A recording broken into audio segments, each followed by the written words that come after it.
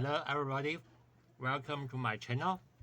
In chapter 40, we delve deeper into Jew theory, exploring how characteristic structures combine to influence behavior and emotion.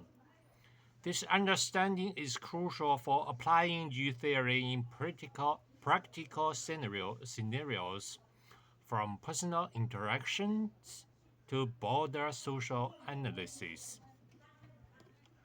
First, let's recap the importance of characteristic structures. These structures are essential for general and reshaping corresponding G. When characteristic structures combine, they form new G waves, which then activate existing experiences, cognitions, or instinctive G in the brain, producing updated G waves. These new G waves can significantly influence approach or avoidance behaviors.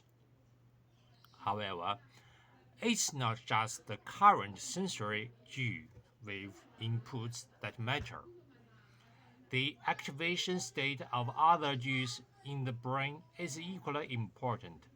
This state directly affects the nature of the G waves formed by the combination of characteristic structures. For example, consider a child who has started attending kindergarten.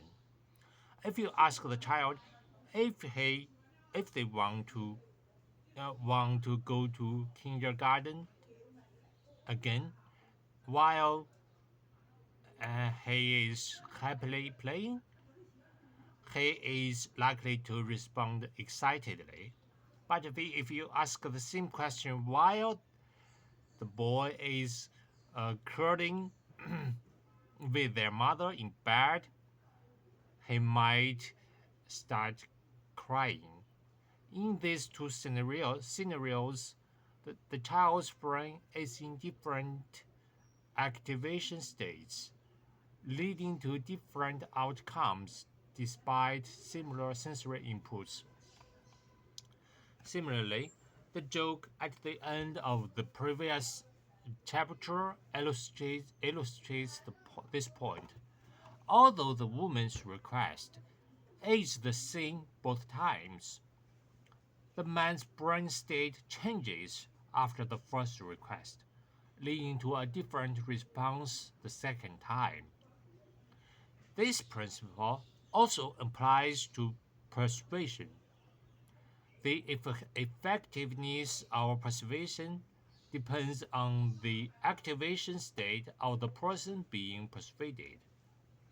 Different settings or times can lead to different outcomes, even with the same persuasive input. Per- Persuasion often involves activating specific cues in the other person's brain to achieve the desired effect. This can be done through language, creating a conductive environment for the desired G-wave combination. In some cases, sensory G-wave inputs may not be present, and simulated G-waves can take their place. Many people with mental illnesses confuse simulated G waves with sensory inputs, leading to inexplicable behaviors.